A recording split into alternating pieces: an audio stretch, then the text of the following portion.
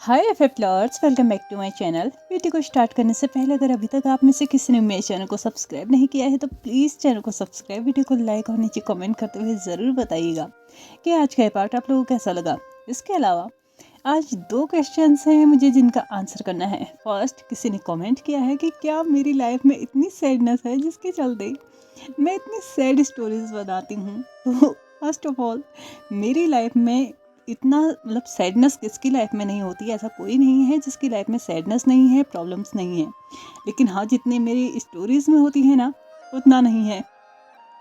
अगर मैं इसको मजाक के वे में आंसर करूँ तो आप मुझे एक इविल गर्ल बोल सकते हैं जो कि दूसरों को रुलाना पसंद करती है। लेकिन अगर रियलिटी में मैं बताऊँ तो मुझे मेरी स्टोरीज़ का एक मेन टॉपिक चाहिए होता है, जो कि मुझे सैडनेस ही और लास्टली हैप्पी एंडिंग उसको देनी होती है। बीच में बहुत सारी सैडनेस और चीज़ें उतार चढ़ाव कितनी चीज़ हो जाने के बावजूद भी अगर लास्टली इंसान एक साथ है ना, वो लाइफ बेस्ट है। और इवन मैं अपने लिए भी खुद ऐसी ही लाइफ चाहती हूँ जहाँ पे मेरी लाइफ में भी चाहे कितनी भी प्रॉब्लम्स आए, लेकिन end of the situation, end of the life, मैं और मेरे जो भी पार्टनर होगा इन फ्यूचर, मैं साथ ही रहना चाहूँगी। इसके अलावा नेक्स्ट क्वेश्चन है जो किसी ने पूछा था कि इसके अभी और कितने पार्ट्स बनने वाले हैं। तो I am really very sorry, I really don't know कि आगे और कितने पार्ट्स बनने वाले हैं। लेकिन हाँ, हो सकता है ऑलमोस्ट 10 तो और बने ही, हो सकता है उससे कम भी बने और उसके ज़्यादा भी बने, लेकिन सीरियसली मैं नहीं जानती कि कितने बनेंगे। तो उम्मीद करती हूँ आप दोनों के क्वेश्चंस के आंसर मिल गए होंगे और हम नेक्स्ट मूव करते हैं। तो चलिए, यू आर नॉट मिस्ट्रेस के नेक्स्ट पार्ट को स्टार्ट करते हैं। लास्ट पार्ट में हमने देखा था कि वांग जी ने 2 बेटों को जन्म दिया था, तो वहीं मिस्टर सियाओ ने एक बेटी को जन्म दिया था। लेकिन जब विंग मिस्टर लान से मिलने जाता है तो वो जानबूझ के सिर्फ अपने बेटों से मिलता है और वांग जी से बिल्कुल भी नहीं मिलता, क्योंकि एक्चुअल में वो मिलना चाहता था। लेकिन वहाँ पे खड़ी जितने दास दासियाँ थे, जितने भी सैनिक थे ना, उन पे उसको बिल्कुल भी भरोसा नहीं था। और न जाने कौन उसके इनमें से न जाने कौन सा ऐसा इंसान होगा जो कि उस इंसान के लिए काम कर रहा होगा, जो कि उसको लेटर्स भेज रहा है। और किसी बेगुनाह की जान लेना अब सच में वो नहीं चाहता था। इसलिए उसने जानबूझ के ना ही लानवांग जी के बारे में बात की और ना ही उसने लानवांग जी से मिलना सही समझा। अपने बेटों को मिल लेने के बाद, कुछ ज़रूरत की चीज़ें वहाँ रखवा देने के बाद, सारे के सारे अरेंजमेंट करवा देने के बाद वो वहाँ से लगभग 1 घंटे में जा चुका था। वांग जी को सचमुच में यकीन नहीं हो रहा था कि ऐसा भी आ सकता है उसकी लाइफ में एक दिन कि विंग उसकी शक्ल तक नहीं देखना चाहता। अभी अभी वो ऑलमोस्ट मौत के मुंह से निकल के आया है, लेकिन देखो ना, यहाँ उसके हस्बैंड को उसको उसकी इतनी तक चिंता नहीं है कि एक बार आके उसको देख ले। विंग जानता था उस वक्त उस लान हाउस से जाते वक्त उसके दिल में कितना दर्द हुआ था। उसने अंदर से कितने आंसू रोए थे, कितने खून के आंसू बहाए थे, वो खुद जानता था। क्योंकि इसके अलावा उसके पास कोई और चॉइस थी ही नहीं। किसी और को बताना उसको समझ ही नहीं आ रहा था कि वो किसको बताए। वो बस इंतज़ार कर रहा था उस वक्त का जब वो वेसांग को ये सब कुछ बता सकता था। क्योंकि करेंटली वेसांग का जो माइंड है और जो जितना उस पर ट्रस्ट है, ऐसा नहीं है कि वो जैन चेंग पे ट्रस्ट नहीं करता, मैडम यू पे या बाकियों पे ट्रस्ट नहीं करता। लेकिन हाँ, एक जो इंसान उसकी एक्चुअल में हेल्प कर सकता है, शांति से हर एक चीज़ को सुलझा सकता है, वो शायद वेसांग ही होगा। लेकिन इस वक्त वो भी प्रेग्नेंट है और स्पेशली उसको यहाँ पे किसी स्पेशल कारण से बुलाया भी नहीं जा सकता। जब तक कोई स्पेशल कारण ना हो, उसको यहाँ पे बुलाना अपने ऊपर किसी का भी शक अपने ऊपर को खींच लेना। इसलिए बस वो इंतज़ार कर रहा था उस टाइम का जबकि वेसांग खुद ही यहाँ पे आए। लेकिन वो दिन कब आएगा वो नहीं जानता था। दिन ऐसे ही गुजरते जा रहे थे। इधर मैंग्याओ की तबीयत भी थोड़ा बहुत ठीक थी, लेकिन अभी भी उसको चलने फिरने से मना कर दिया गया था। क्योंकि भले ही आज के ज़माने में ऑपरेशन के 1 हफ्ते के बाद नॉर्मल चीज़ें हो जाती है, इंसान थोड़ा थोड़ा चल सकता है, लेकिन उस टाइम पे इतना कोई स्पेशल चीज़ें नहीं होती थी कि ऑपरेशन कर लेने के बाद इंसान एकदम ठीक हो जाए, रिकवर हो जाए। इसलिए उसको कम्प्लीटली बेड रेस्ट बोला गया था। लेकिन आज उसको थोड़ा बहुत तो उठना होगा, क्योंकि उसके बेबी का यानी कि 1 महीना हो चुका था और आज 3 के 3 बेबीज़ का जो है ना नेमिंग सेरेमनी थी। बहुत ज़ोर शोर से वहाँ पे तैयारियां चल रही थी और सभी लोग बहुत ज़्यादा खुश भी थे। हर कोई वहाँ पे, जितने मेहमान आने वाले थे हर कोई आ चुका था।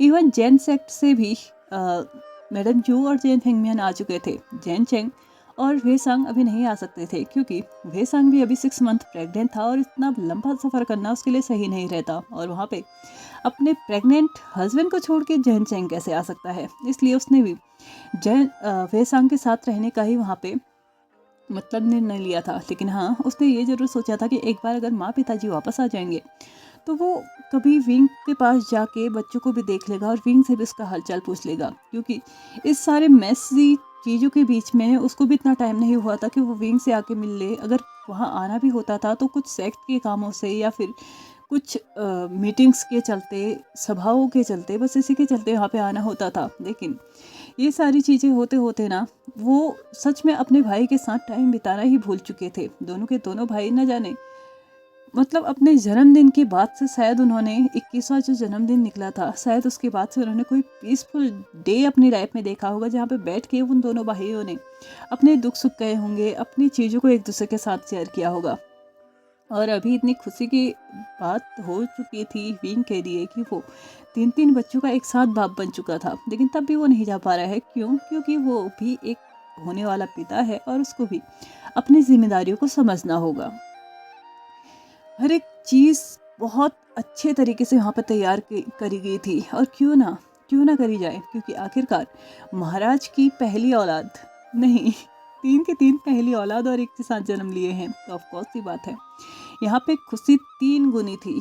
जहाँ पे विंग के लिए तो मानो एक लॉटरी सी लग चुकी थी, 2 बेटे और 1 बेटी, क्योंकि ना ही बेटों के बिना परिवार पूर्ण होता है और ना ही बेटियों के बिना परिवार पूर्ण होता है। अगर परिवार को आप एक संपूर्ण परिवार कहना चाहते हैं तो वहाँ पे दोनों का ही होना ज़रूरी है। अगर नहीं भी है तो भी मेरे हिसाब से तो 2 बच्चे तो होने ज़रूरी हैं। डज नॉट मैटर कि वो दोनों लड़कियां हैं या दोनों लड़के। स्पेशली मैं तो कहूँगी कि लड़की तो होनी ही चाहिए मेरे हिसाब से।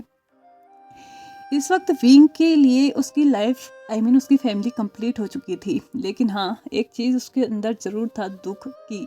जिस इंसान के साथ रहने के, जिस इंसान के साथ उसने जीवन भर जीने के सपने बुने थे, न जाने कितने ख्याल उसने अपने दिमाग में बिठाए हुए थे, कितनी सारी चीज़ें थी जो उसने इन फ्यूचर प्लान की हुई थी, वो नहीं जानता था कि उनको उन प्लान्स को एग्जीक्यूट करने का टाइम उसे कब मिलेगा। क्या उसकी लाइफ टाइम बस उसको इसी तरीके से लान वांग से दूर रहना पड़ेगा, या फिर कोई दिन ऐसा भी आएगा जहाँ पे वो लान वांग जी के साथ आराम से बैठ के शांति से बात कर रहा होगा, हंस रहा होगा, एक दूसरे की बाहों में वो दोनों सोए होंगे, एक दूसरे को फील कर रहे होंगे।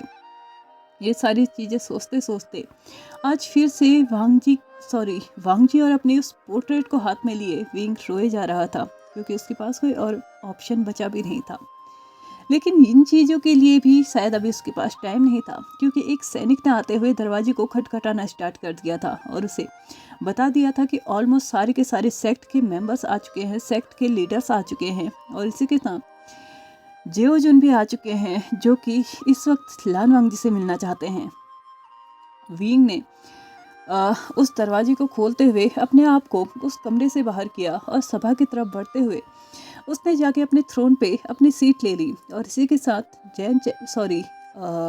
लैन सी चैन सामने आते हैं, अपने घुटनों पे बैठते हुए वो विंग से परमिशन लेते हैं कि क्या वो कुछ टाइम के लिए अपने भाई से मिल सकते हैं। तो तभी विंग उन्हें परमिशन दे भी देते हैं, क्योंकि लगभग इन 9 महीनों में उसने लैन सी चैन को भी अलाउ नहीं किया था कि वो लैन वांग जी से मिल सके। वैसे लैन सी चैन ने कभी इसके लिए परमिशन भी नहीं मांगी और कभी वो वी सेक्ट आके महाराज से ये भी नहीं बोले कि उनके भाई से मिलना है, और मतलब कुछ ऐसी चीज़ें कि अपने भाई के साथ टाइम स्पेंड करना है या कुछ दिनों के लिए अपने भाई को अपने घर लेके जा सकता हूँ, या ऐसा कुछ बात उन्होंने की भी नहीं थी। हो सकता है कि शायद लैन चिरेन की जो ये हरकत थी उसकी वजह से वो शर्मिंदा हो, या हो सकता है कि कोई और रीज़न हो। इस वक्त उस रीज़न का मुझे भी नहीं पता और शायद आगे भी मुझे नहीं चलने वाला।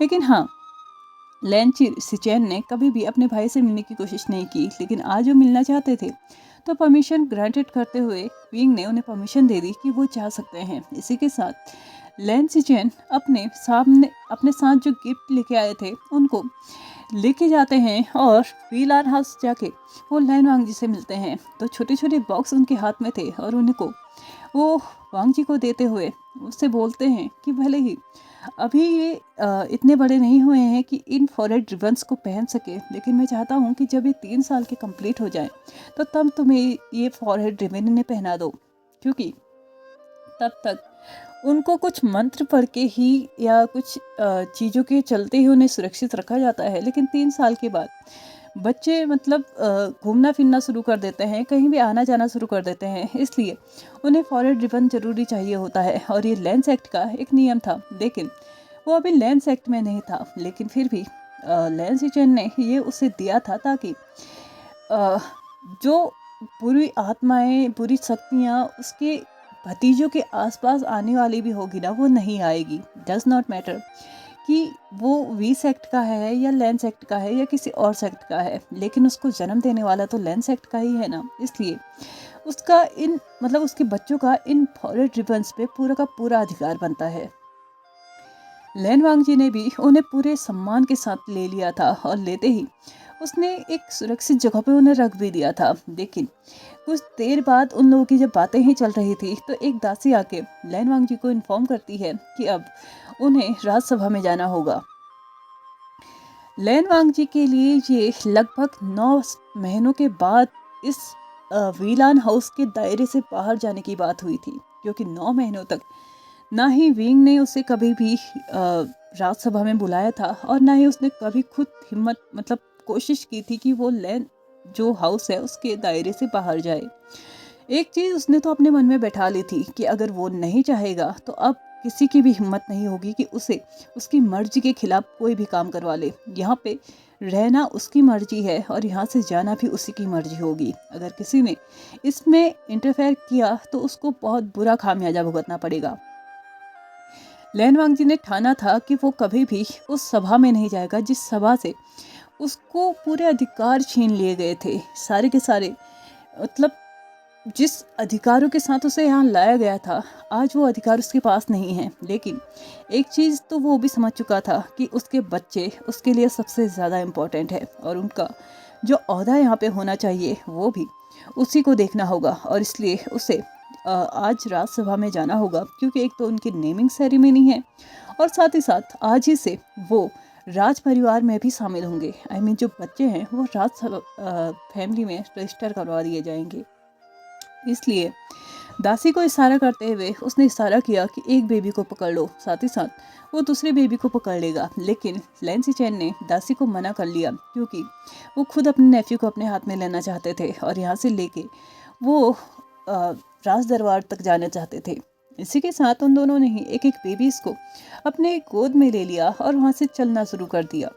दूसरी तरफ हॉल में भी सारी की सारी जितनी अरेंजमेंट होनी थी हर एक चीज़ हो चुकी थी, जितने मेहमान आने वाले थे आ चुके थे और साथ ही साथ मेंग्याओ के लिए वहाँ पे कुछ स्पेशल चीज़ें की गई थी, क्योंकि उसे अभी भी मतलब प्रॉपर बैठना अलाउ नहीं था, क्योंकि अभी तक उसके जो स्टिचेस लगे हुए थे ना वो प्रॉपरली हील नहीं हुए थे, जिसके चलते उसको अभी भी प्रॉपरली बैठने के लिए तो बिल्कुल मना कर दिया गया था। लेकिन हाँ, आज नेमिंग सेरेमनी है और उसके बच्चे का भी नाम रखा जाएगा, तो ऑफ कोर्स सी बात है उसको वहाँ पे होना ज़रूरी था। लेकिन हाँ, उसके लिए कुछ स्पेशल चीज़ें वहाँ पर रखी गई थी, एक स्पेशल चेयर उसके लिए रखी गई थी, जिसके चलते वो उसमें आराम से बैठ सकता है, कंफर्टेबली बैठ सकता है और मतलब थोड़ा बहुत पीछे की तरफ झुक भी सकता है, अपने टमी पे वो ज़्यादा प्रेशर ना दे। कुछ ऐसा चीज़ें वहाँ पे की गई थी। और उसी के बगल में उसके बेबी के लिए भी एक अच्छा सा मतलब बिस्तर सा लगा दिया गया था, ताकि बेबी भी आराम से सो सके और साथ ही साथ मेंग्याओ को ज़्यादा परेशान भी ना कर सके। हर कोई इंसान वहाँ पे आ चुका था, बस इंतज़ार था। तो अब लान वांग जी और उसके बेबीज़ का, यानी कि 2 जो बेबीज़ हुए थे उनका, लैन सिचेन और लान वांग जी एक साथ ही उस दरबार में एंटर करते हैं। आते ही लान वांग जी की नज़र उस सीट पे जाती है जो कभी उसकी हुआ करती थी, लेकिन आज उसमें वैन किंग को बैठाया हुआ था। और ये देखने के बाद उसको बहुत अजीब सा फील होता है इस दरबार में आना।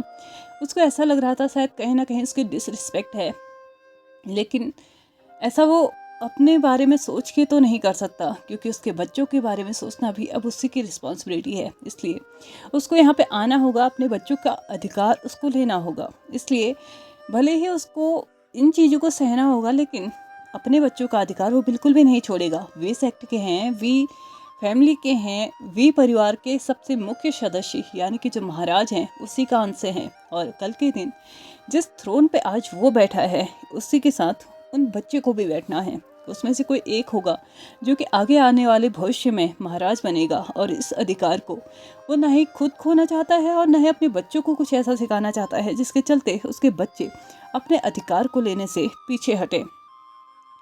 सारे के सारे लोग वहाँ पे आ चुके थे और लान वांग जी को भी उसकी सीट दे दी गई थी। साथ ही साथ लैन सिचेन भी अपने नेफ्यू को अपने गोद में लेके बैठ चुके थे। नेमिंग सेरेमनी वहाँ पे शुरू हो चुकी थी। जितने भी चीज़ों को वहाँ पे फॉलो किया जाना था, जितनी भी परंपराएं होनी थी, ट्रेडिशंस होने थे, पूजा पाठ जो भी होना था, मुझे नहीं पता, वो हो चुका था। लेकिन अब फाइनल टाइम था बच्चों का नाम रखने का। सबसे पहले छोटी बेबी से वहाँ से शुरुआत की गई थी, यानी कि जो बेबी मिस्टर सियाओ ने जन्म दिया था जिस बेबी को, उससे शुरुआत किया गया था। यहाँ पे पहले से ही मतलब एक परंपरा थी कि पिता ही अपने बच्चों का नाम रखता था और वही अपने बच्चों का नाम सबके सामने अनाउंस करता था। इसलिए अपनी बेबी को अपने गोद में लेते हुए विंग उस बेबी का नाम अनाउंस करता है, जो कि उसने वी शियान रखा था। इस नाम को सुनने के बाद सभी लोग बहुत ज़्यादा खुश थे। वी शियान बहुत ज़्यादा जम भी रहा था, उस बच्ची के ऊपर बहुत ज़्यादा सूट हो रहा था। धीरे धीरे अब लान वांग जी ने भी और लैन सिचेन ने भी अपने गोद में जो बच्चे थे वो विंग के गोद में रख दिए थे। उन बेबीज़ को देखने के बाद विंग की आंखों में कब नमी आ गई उसको खुद भी पता नहीं चला, और अपने मन मन में ही वो बोलना शुरू कर चुका था कि मुझे माफ़ कर देना, मैंने ऐसा कोई भी काम नहीं किया है जिसके चलते मैं ये अधिकार ले सकूं कि मैं तुम्हारा पिता बन सकूं। भले ही दुनिया के नज़र में मैं तुम्हारा पिता हूं, लेकिन सच यही है कि इन 9 महीनों में मैंने ऐसा कुछ भी नहीं किया है जिसके चलते मैं इस अधिकार को ले सकूं।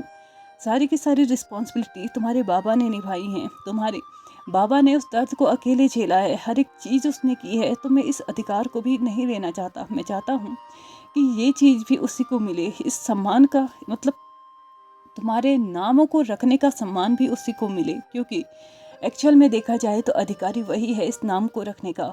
क्योंकि जिस इंसान ने मौत के मुंह में जाके तुम्हें जन्म दिया है, बिना मेरी किसी मदद के, बिना मेरे किसी उम्मीद के, उसने ये सब कुछ कर दिया, मुझे तुम्हें दे दिया। लेकिन फिर भी ये दुनिया को लगता है कि ये मेरा अधिकार होना चाहिए, लेकिन असल में ये अधिकार उसी का होना चाहिए। ऐसा कहते हुए उसने उन बेबीज़ को देखा और उसके बाद वहाँ पे अनाउंस कर दिया कि इन बेबीज़ का नाम मैं नहीं रखूँगा, इन बेबीज़ का नाम इनके बाबा यानी कि लान वांग जी ही रखेंगे।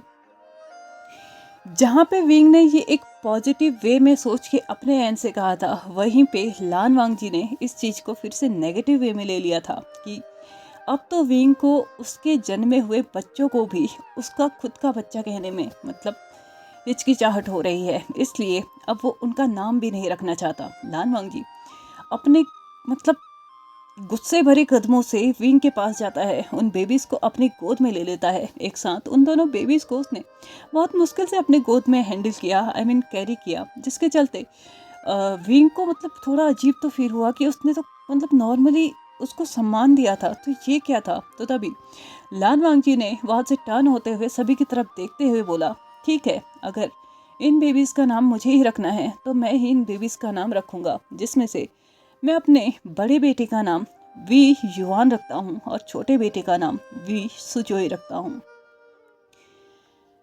एक बात तो यहाँ पे कंफर्म हो चुकी थी कि वांग जी वी को यानी कि जो वी उसने नाम रखा था ना, उसने उस पर स्पेशल प्रेशर दिया था। यानी कि वो वहाँ पे बैठे हर एक इंसान को ये दिखाना चाहता था या ये बताना चाहता था कि भले ही कोई कुछ भी कह ले, कोई कुछ भी कर ले, लेकिन बच्चे वी सेक्ट को ही बिलोंग करते हैं, स्पेशली वी परिवार को, या ये कहो कि राज परिवार को बिलोंग करते हैं। वी सुजोई जो कि अल्फा था और वी युआन जो कि ओमेगा था। यहाँ पे ये चीज़ भी अनाउंस कर दी गई थी और साथ ही साथ उसने ये भी अनाउंस कर दिया था कि यही बच्चे हैं जो कि भविष्य में वी सेक्ट को आगे बढ़ाएंगे, या ये कहो कि राज परिवार की जिम्मेदारी लेंगे, या ये कहो कि इनडायरेक्टली ही सही उसने विंग को ये जता दिया था कि भले ही मैं अपने अधिकारों के लिए नहीं लड़ा, लेकिन मेरे बेबीज के अधिकारों के लिए मैं लड़ूंगा भी और मैं जीतूंगा भी।